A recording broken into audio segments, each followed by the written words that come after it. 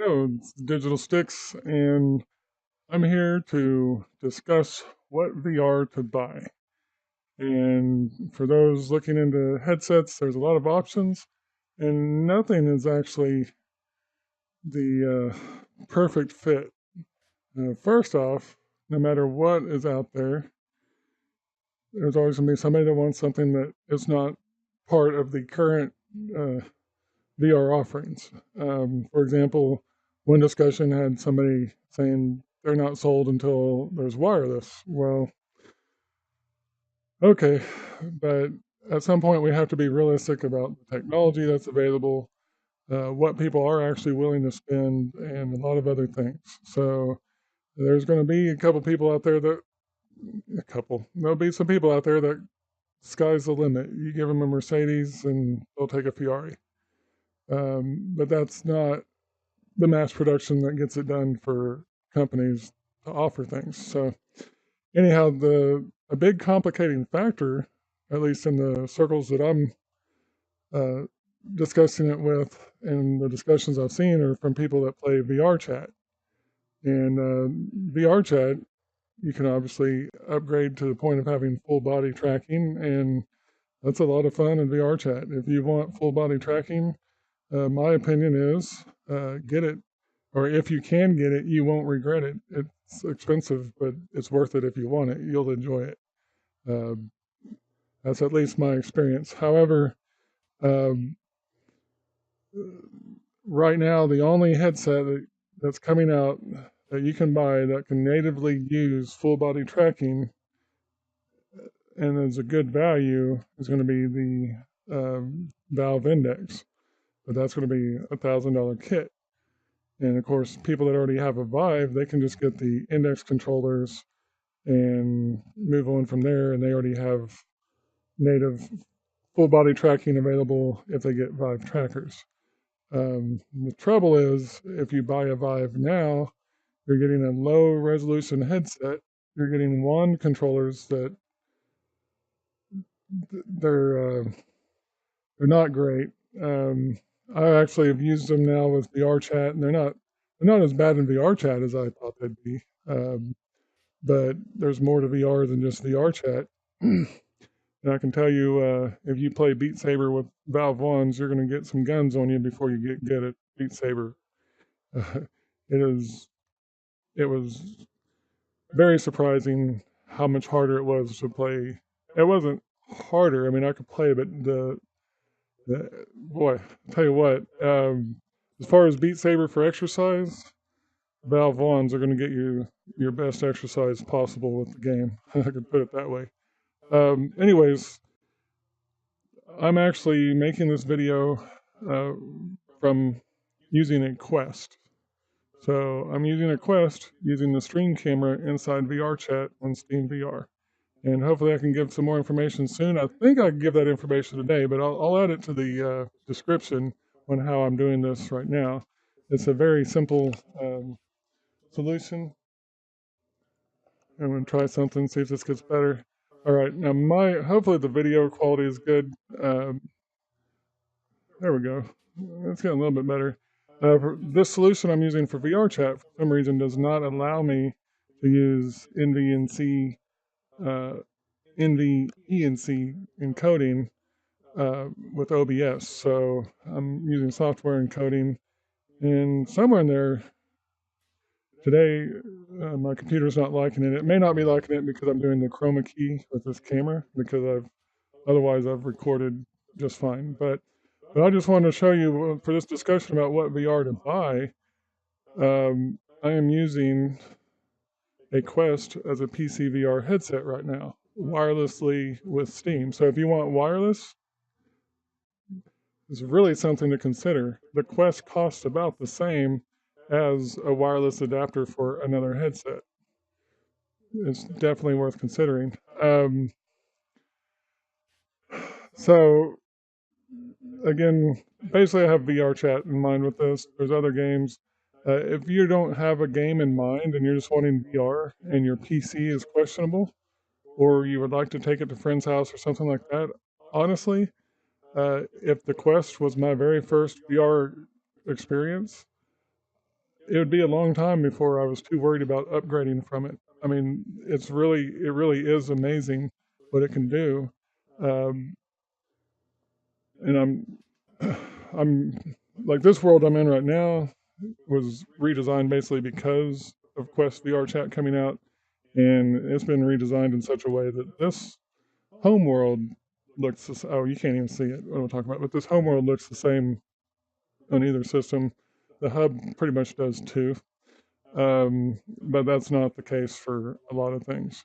Um, but I've been surprised at the crossplay world versus the Quest world versus the PC version of the same world. It really is just a little bit difference in fidelity, but it functions good. So Quest VR chat, for one, is not terrible. It's actually impressive what they've done. And as more users come on board and as more users make crossplay content, it's just going to get better.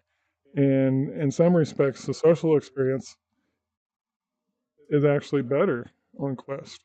Um, it's simplified. There's less nonsense, less obnoxious stuff going on from other avatars and such. Which for me personally, that's never been too terrible. Even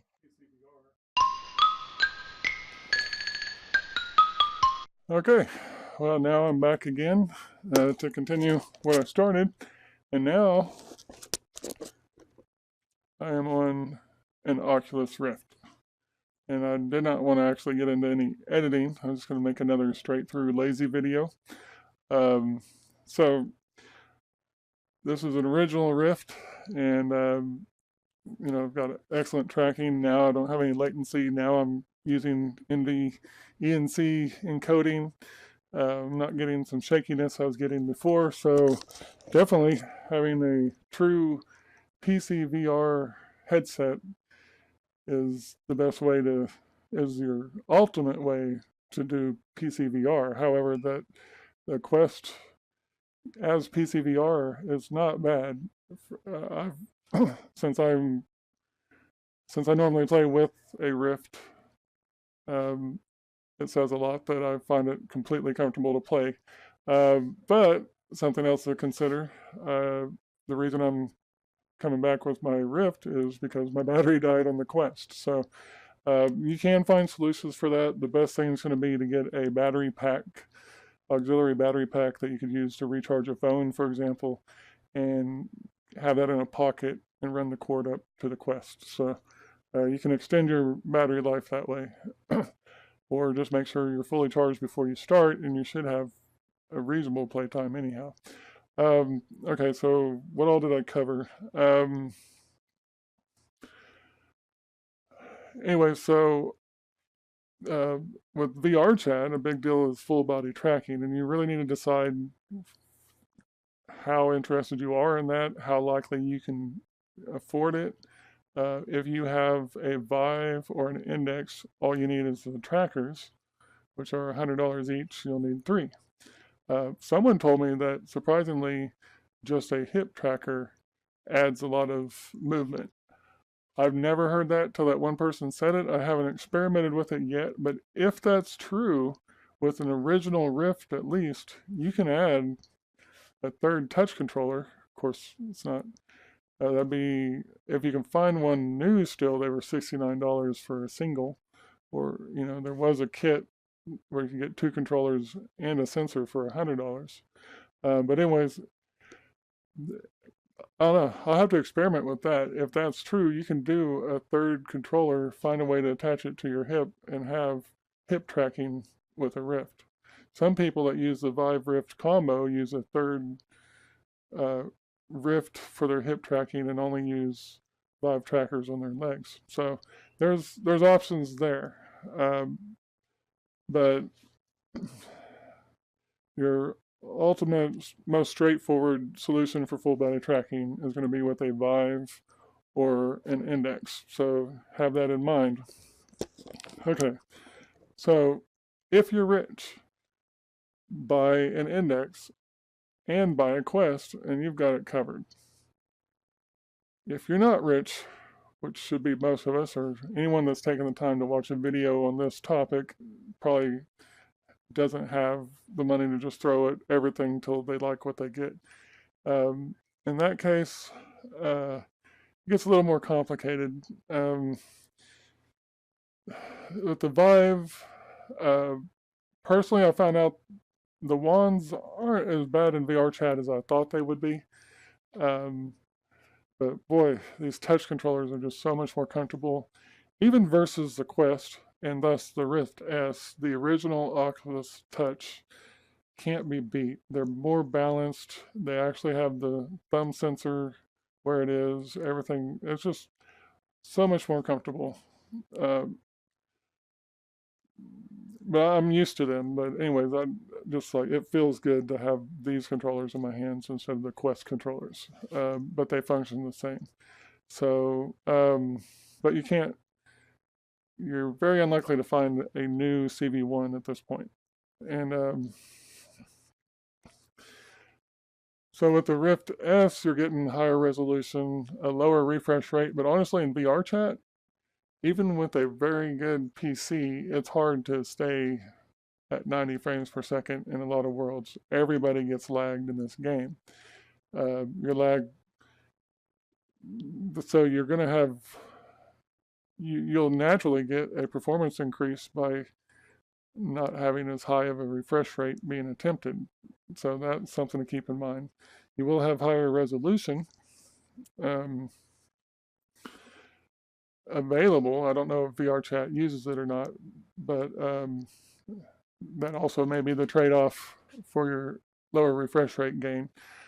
But I would just suggest looking for reviews on the Rift S, see what people are thinking about it now. I haven't really kept up. It's inside-out tracking, so you're not going to have a mess of sensors to set up. The space calibrator that makes the Vive Rift combo works with it also. So I don't know what kind of drift there might be between play spaces. It may be something that, so I know the initial impressions from people on the Discord for the space calibrator was that they seem to like it better than using it with the regular Rift CV1. So take that with a grain of salt. But what you get with a Rift is touch controllers. And it's not the original touch, it's the newer ones that aren't quite as balanced, but they function the same. They're better than wands. They're lighter. And so it's a good experience, everything but full body tracking from the get-go for $400. The audio on the Rift S sucks, so you got to keep that in mind. You're going to want headphones to enjoy your audio with that. I mean, for a conversation, no, probably not. But if you're any kind of music's involved or sound effects in the world or anything like that, you're going to want better audio. And but the other budget option is the original Vive, and I'm not sure what the current pricing is, but last I was aware of it was $599. So if it's come down from that, take that into consideration. But honestly, to be truly happy with that headset, you're going to want the Index controllers. They're $300, and you're going to want the deluxe audio strap, and that's another $100. So that's $400 on top of the Vive. If it's now $400, that's $800 you have invested for a good experience. Obviously, if it's still $600, then that's $1,000 you could have had an Index. So, and that's the whole point, that by the time you get the accessories you want with the Vive, you could have had an Index for so little more. That doesn't sound right, but so it's just really hard to justify buying a new Vive. I would say it's really hard to recommend it. Like I was telling somebody in a discussion about it, if they would package, and maybe they will, but if they would package Index controllers with the Vive, even if it costs $100 more, then it becomes a different story. Because if you already have a Vive with Index controllers, you're only getting a refresh rate increase and a resolution increase with an Index. And those are nice to have, but they take even more PC power to take advantage of. And so, like a lot more. And all you got to look at is does your current PC stay pegged at 90 frames a second in VR chat at all times? And the answer to that is going to be no. So anytime it drops with your current headset at its current resolution, it's going to drop that much more if you're trying to push a higher resolution. So you're going to have to play with settings and lower your scaling down and get it to function. Most likely you'll end up back with the resolution you're at. So not everybody is going to benefit from an index, but an index is going to leave you the most room to grow out of anything, but it's also $1,000. So with all of that considered, if you don't have $1,000 to spend, it seems like my opinion is that the Rift S would be the best headset to get to hold you over in the meantime for quite some time. And you can actually step up to the Vive base stations and Vive trackers. And if you're getting the new base stations, you're one step towards getting an index. So you can add full body tracking and you're not wasting any money versus if you started off with, I mean, if you can, if you can't start off with an index, the Vive's going to give you things that can work with an index, but you paid full price for them.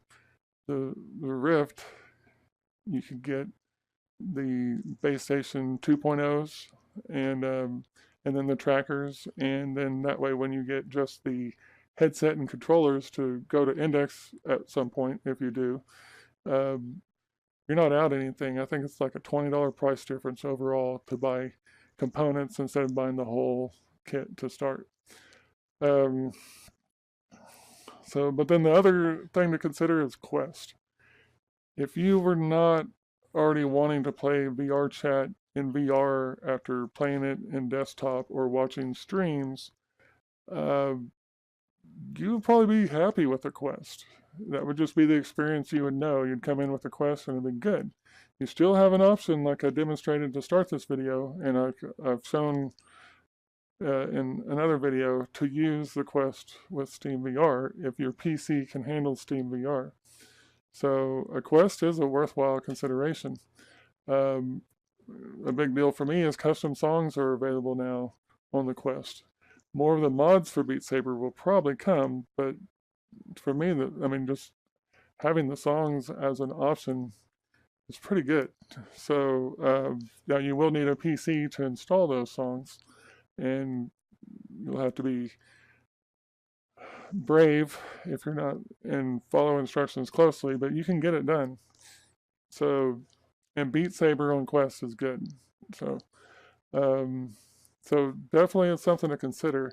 If your PC can't handle PC VR very well, you got to think about it. The Quest, you'll get the complete experience being made available for it.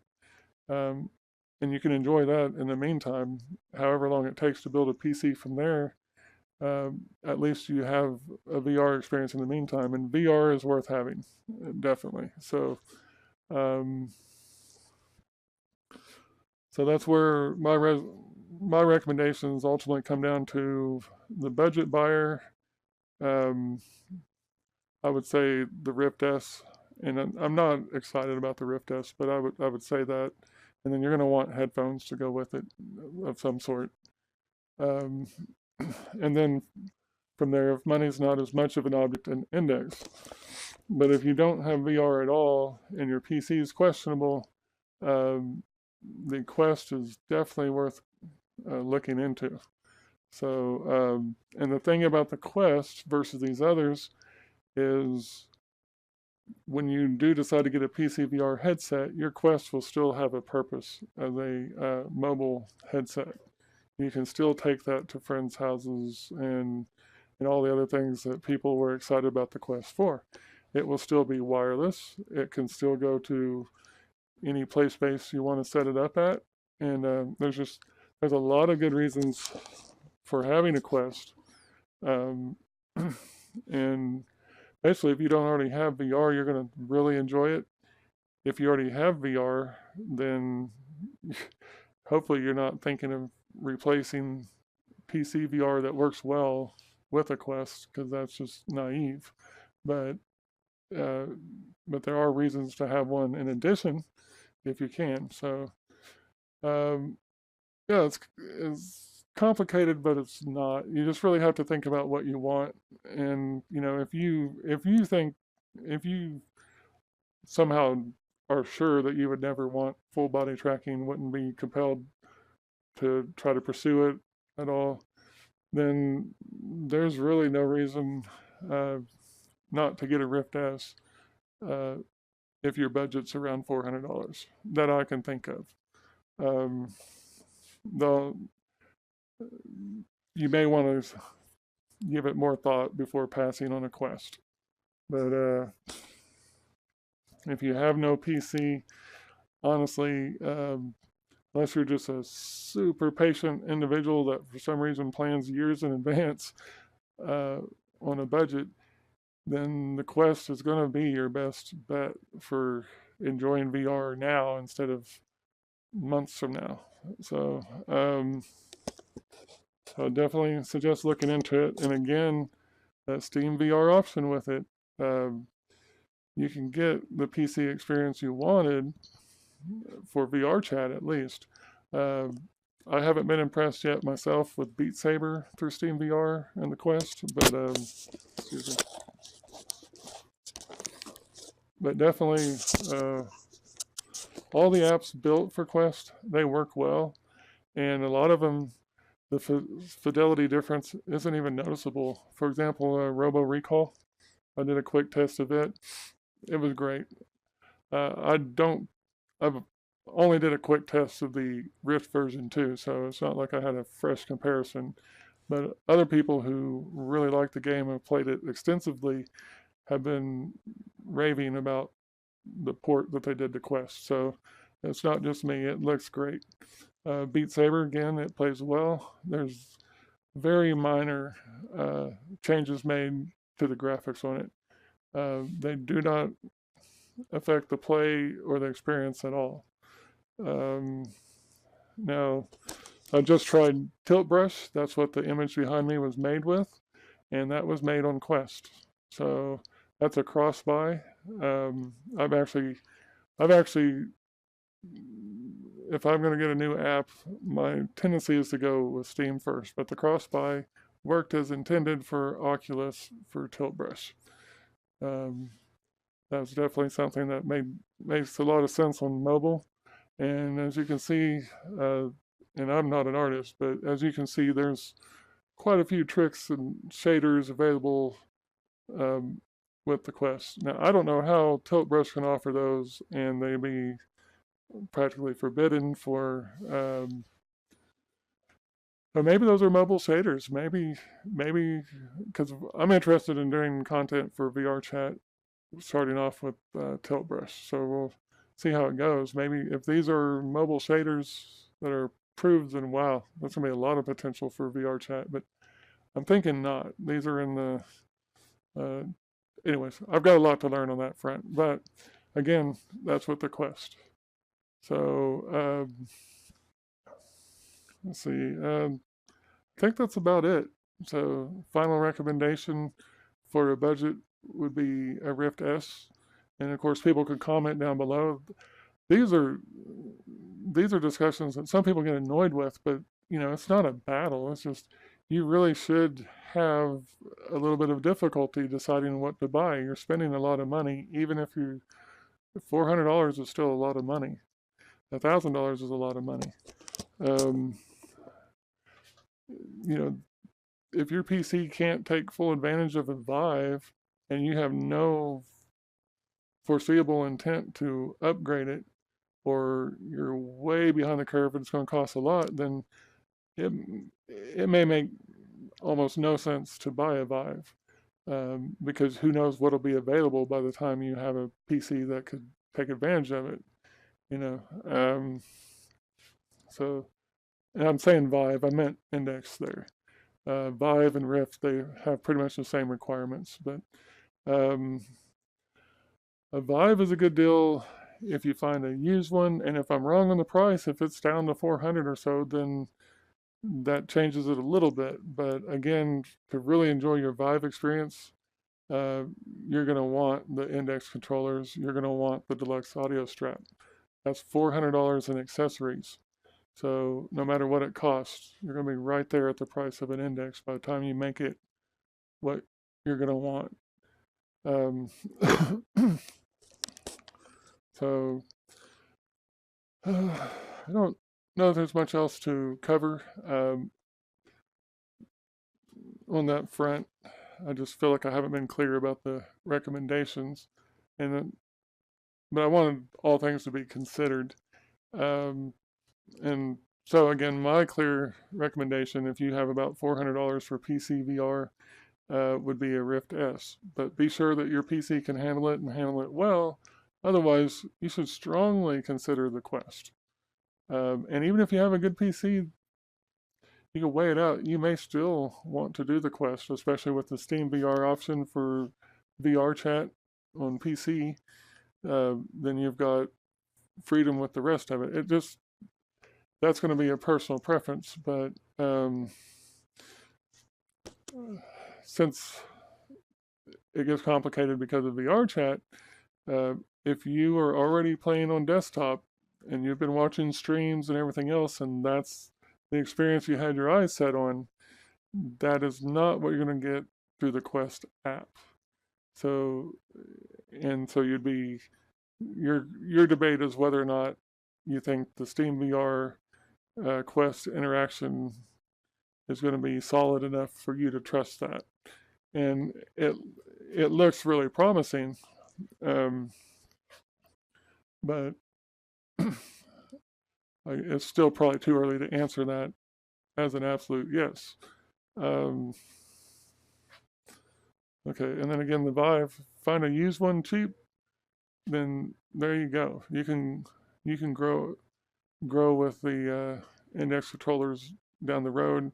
If you had a Vive with Index controllers and full body trackers, you're going to have a great experience in VR.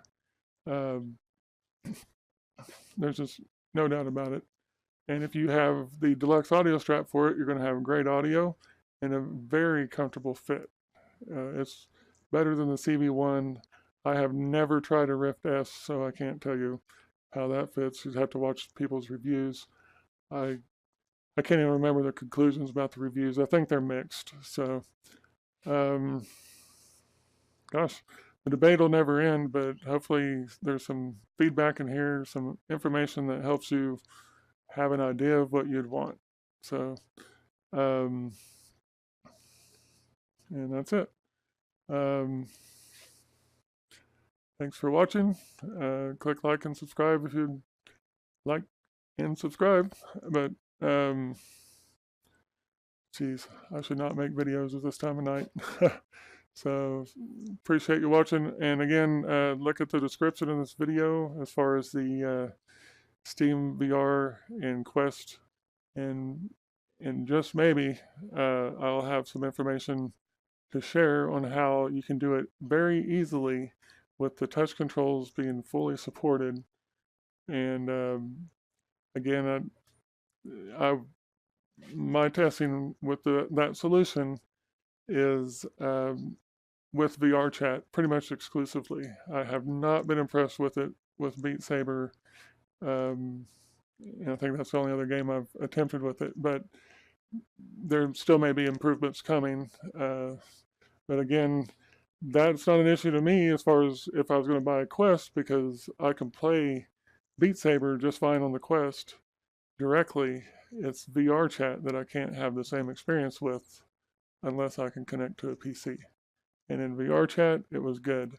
I even played Steel and Gold, and I was able to play Steel and Gold well. I didn't feel like, I was hitting people I aimed at, and I think maybe I got a little bit of stuttering in it at some times, but overall it was good. So yeah, it's a valid option. But all right, well, thanks for watching, and have a good day.